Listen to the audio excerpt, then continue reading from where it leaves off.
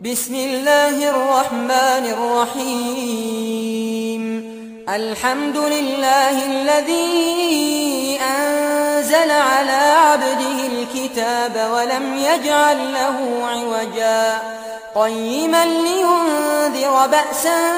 شديدا من لدنه ويبشر المؤمنين الذين يعملون الصالحات أن لهم أجرا حسنا ماكثين فيه أبدا وينذر الذين قالوا اتخذ الله ولدا ما لهم به من علم ولا لآبائهم كبرت كلمة تخرج من أفواههم إن يقولون إلا كذبا فلعلك باخع نفسك على آثارهم إن لم يؤمنوا بهذا الحديث أسفا إنا جعلنا ما على الأرض زينة لها لنبلوهم أيهم أحسن عملا وإنا لجاعلون ما عليها صعيدا جرزا أم حسبت أن أصحاب الكهف والرقيم كانوا من آياتنا عجبا إذ أوى الفتية إلى الكهف فقالوا ربنا آتنا من لدنك رحمة وهيئ لنا من أمرنا رشدا فضربنا على آذانهم في الكهف سنين عددا ثم بعثناهم لنعلم أي الحزبين أحصى لما لبثوا أمدا نحن نقص عليك نبأهم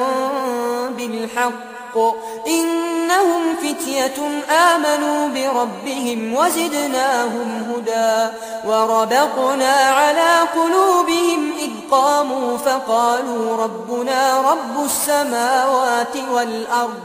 لن ندعو من دونه إلها لقد قلنا إذا شططا هؤلاء قومنا اتخذوا من دونه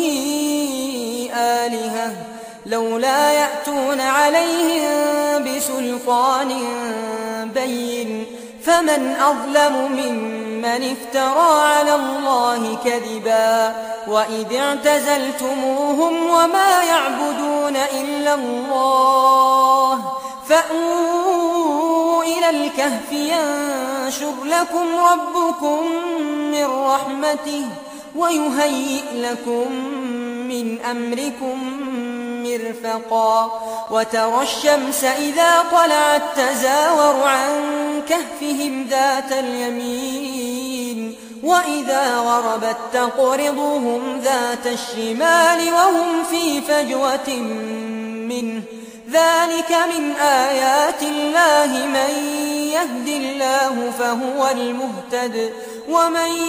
يضلل فلن تجد له وليا مرشدا وتحسبهم أيقاظا وهم رقود ونقلبهم ذات اليمين وذات الشمال وكلبهم باسط ذراعيه بالوصيد لو اطلعت عليهم لوليت منهم فرارا ولملئت منهم رعبا وكذلك بعثناهم ليتساءلوا بينهم قال قائل منهم كم لبثتم قالوا لبثنا يوما أو بعض يوم قالوا ربكم أعلم بما لبثتم فابعثوا أحدكم بورقكم هذه إلى المدينة فلينظر أيها أزكى طعاما فليأتكم برزق منه وليتلطف ولا يشعرن بكم أحدا إنهم إن يظهروا عليكم يرجموكم أو يعيدوكم في ملتهم ولن تفلحوا إذا أبدا. وكذلك أعثرنا عليهم ليعلموا أن وعد الله حق وأن الساعة لا ريب فيها، إذ يتنازعون بينهم أمرهم فقالوا ابنوا عليهم بنيانا ربهم أعلم بهم. قال الذين غلبوا على أمرهم لنتخذن عليهم مسجدا. سيقولون ثلاثة رابعهم كلبهم ويقولون خمسة سادسهم كلبهم رجما بالغيب ويقولون سبعة وثامنهم كلبهم قل ربي أعلم بعدتهم ما يعلمهم إلا قليل فلا تمار فيهم إلا مراء ظاهرا ولا تستفت فيهم منهم أحدا ولا تقولن لشيء إني فاعل ذلك غدا إلا أن يشاء الله. واذكر ربك إذا نسيت وقل عسى أن يهديني ربي لأقرب من هذا رشدا. ولبثوا في كهفهم 300 سنين وازدادوا 9 قل الله أعلم بما لبثوا له غيب السماوات والأرض أبصر به وأسمع ما لهم من دونه من ولي ولا يشرك في حكمه أحدا. واتل ما أوحي إليك من كتاب ربك لا مبدل لكلماته ولن تجد من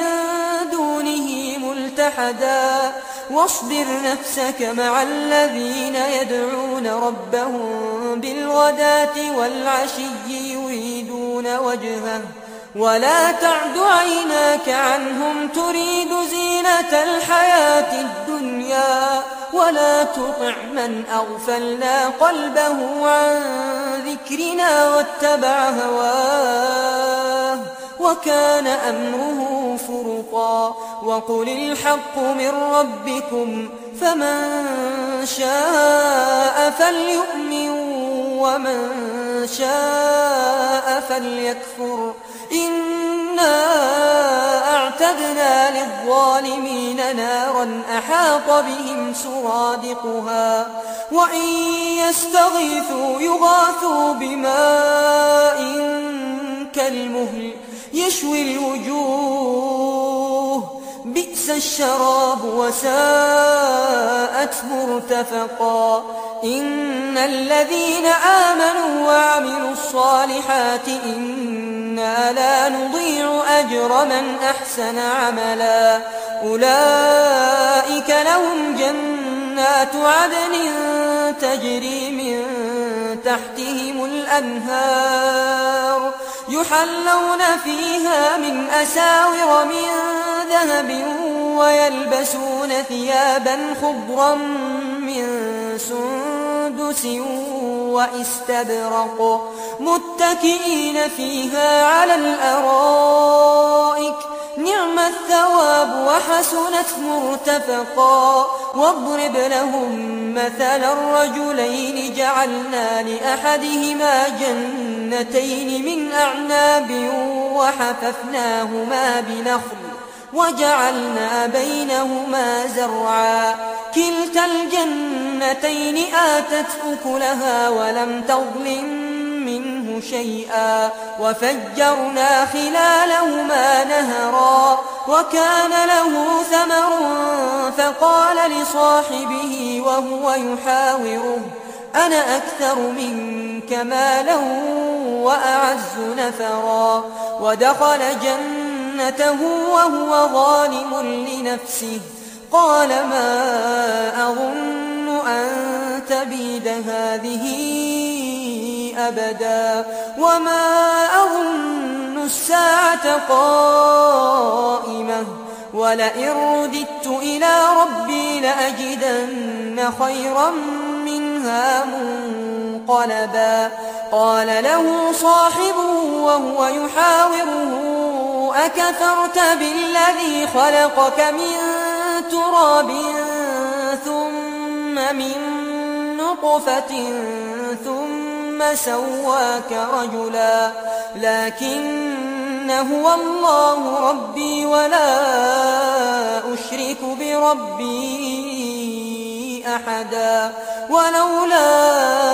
إذ دخلت جنتك قلت ما شاء الله لا قوة إلا بالله إن ترني أنا أقل منك مالا وولدا فعسى ربي أن يؤتيني خيرا من جنتك ويرسل عليها حسبانا من السماء فتصبح صعيدا زلقا أو يصبح ماؤها غورا فلن تستطيع له طلبا وأحيط بثمره فأصبح يقلب كفيه على ما أنفق فيها وهي خاوية على عروشها ويقول يا ليتني لم أشرك بربي أحدا ولم تكن له فئة ينصرونه من دون الله وما كان منتصرا هنالك الولاية لله الحق هو خير ثوابا وخير عقبا واضرب لهم مثل الحياة الدنيا كماء إن أنزلناه من السماء فاختلط به نبات الأرض فأصبح هشيما تذروه الرياح وكان الله على كل شيء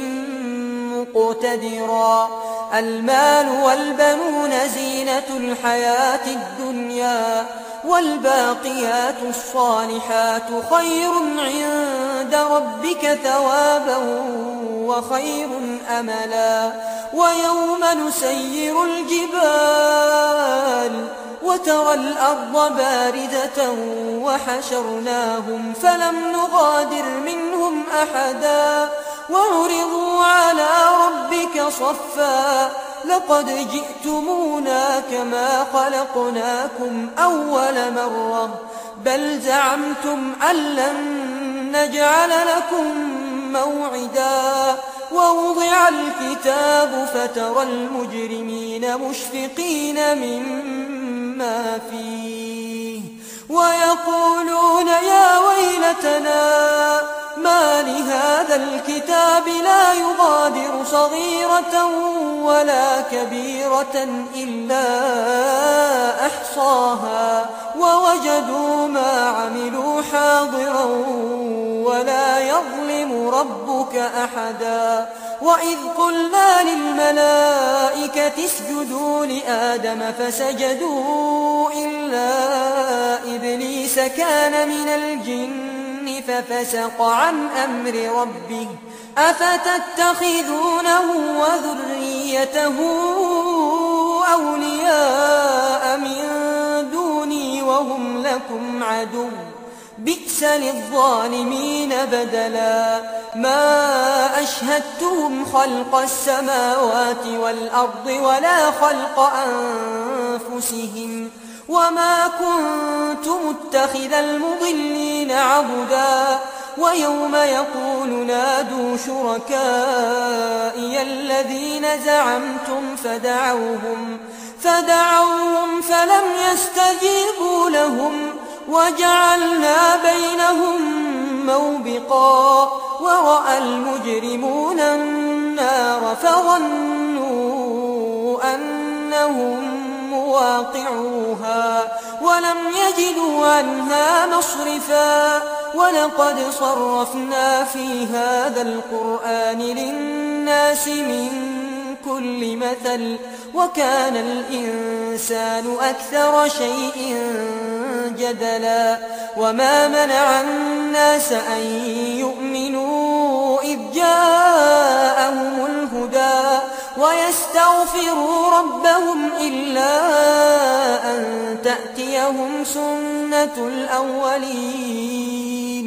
أو يأتيهم العذاب قبلا وما نرسل المرسلين إلا مبشرين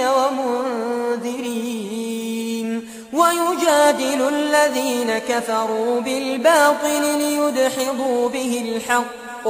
واتخذوا آياتي وما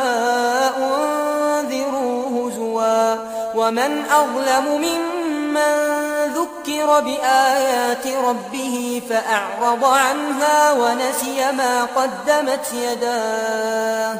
إنا جعلنا على قلوبهم أكنة أن يفقهوه وفي آذانهم وقرا وإن تدعهم إلى الهدى فلن يهتدوا إذا أبدا وربك الغفور ذو الرحمة لو يؤاخذهم بما كسبوا لعجل لهم العذاب بل لهم موعد لن يجدوا من دونه موئلا وتلك القرى أهلكناهم لما ظلموا وجعلنا لمهلكهم موعدا وإذ قال موسى لفتاه لا أبرح حتى أبلغ مجمع البحرين أو أمضي حقبا فلما بلغا مجمع بينهما نسيا حوتهما فاتخذ سبيله في البحر سربا فلما جاوزا قال لفتاه آتنا غداءنا لقد لقينا من سفرنا هذا نصبا قال أرأيت إذ أوينا إلى الصخرة فإني نسيت الحوت وما أنسانيه إلا الشيطان أن أذكره واتخذ سبيله في البحر عجبا قال ذلك ما كنا نبغ فارتدا على آثارهما قصصا فوجدا عبدا من عبادنا آتيناه رحمة من عندنا وعلمناه من لدنا علما قال له موسى هل أتبعك على أن تعلمني مما علمت رشدا قال إنك لن تستطيع معي صبرا وكيف تصبر على ما لم تحط به خبرا قال ستجدني إن شاء الله صابرا ولا أعصي لك أمرا قال فإن اتبعتني فلا تسألني عن شيء حتى أحدث لك منه ذكرا فانطلقا حتى إذا ركبا في السفينة خرقها قال أخرقتها لتغرق أهلها لقد جئت شيئا إمرا قال ألم أقل إنك لن تستطيع معي صبرا قال لا تؤاخذني بما نسيت ولا ترهقني من أمري عسرا فانطلقا حتى إذا لقيا غلاما فقتله قال أقتلت نفسا زكية بغير نفس لقد جئت شيئا نكرا قال ألم أقل لك إنك لن تستطيع معي صبرا قال إن سألتك عن شيء بعدها فلا تصاحبني قد بلغت من لدني عذرا فانطلقا حتى إذا أتيا أهل قرية استطعما أهلها فأبوا أن يضيفوهما فوجدا فيها جدارا يريد أن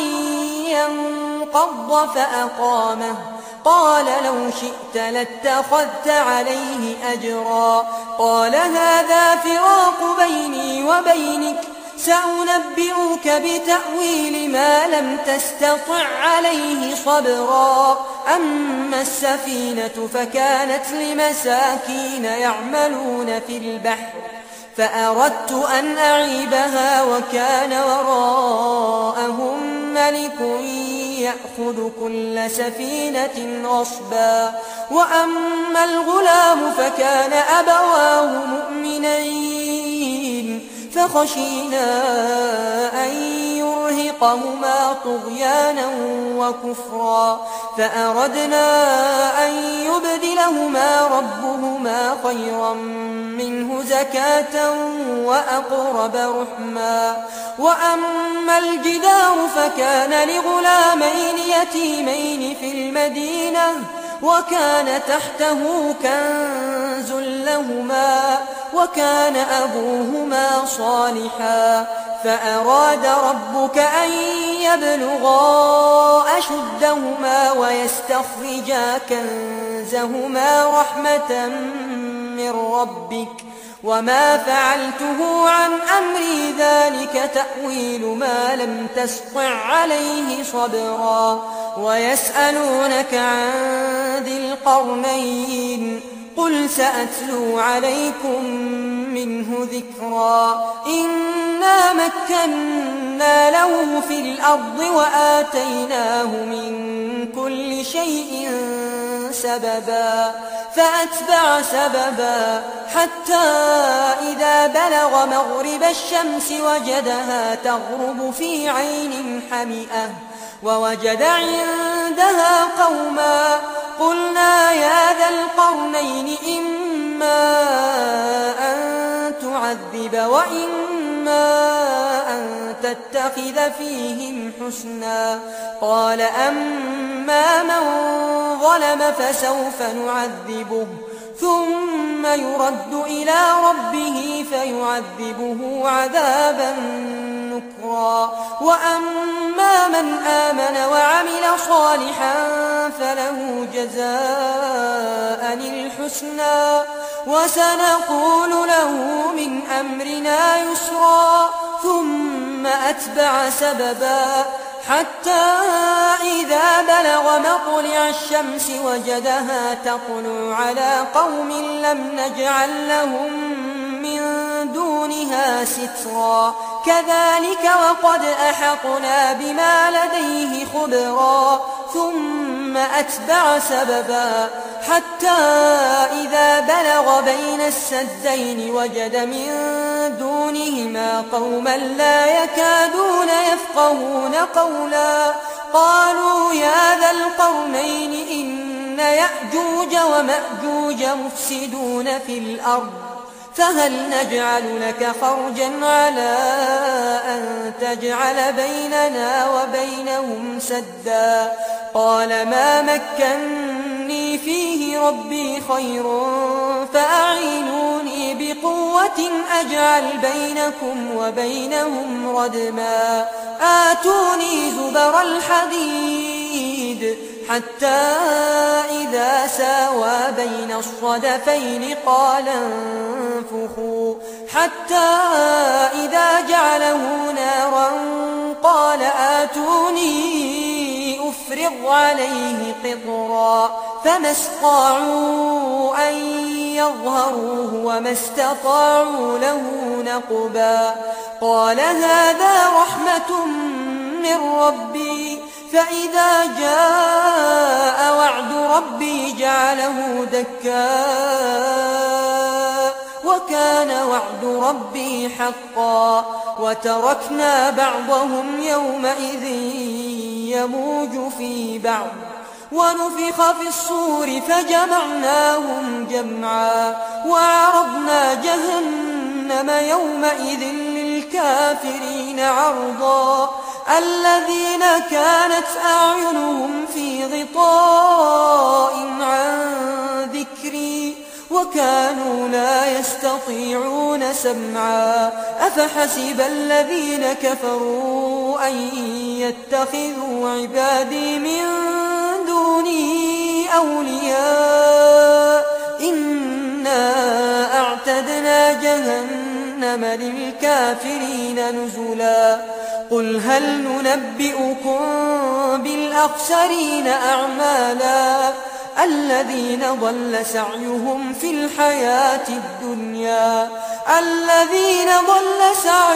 في الحياة الدنيا وهم يحسبون أنهم يحسنون صنعا أولئك الذين كفروا بآيات ربهم ولقائه فحبطت أعمالهم فلا نقيم لهم يوم القيامة وزنا ذلك جزاؤهم جهنم بما كفروا واتخذوا آياتي ورسلي هزوا إن الذين آمنوا وعملوا الصالحات كانت لهم جنات الفردوس نزلا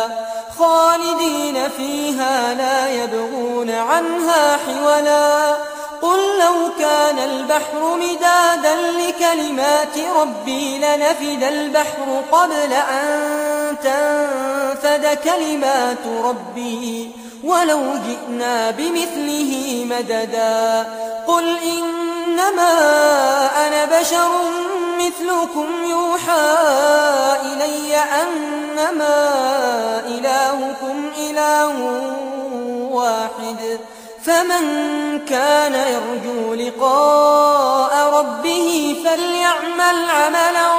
صالحا ولا يشرك بعبادة ربه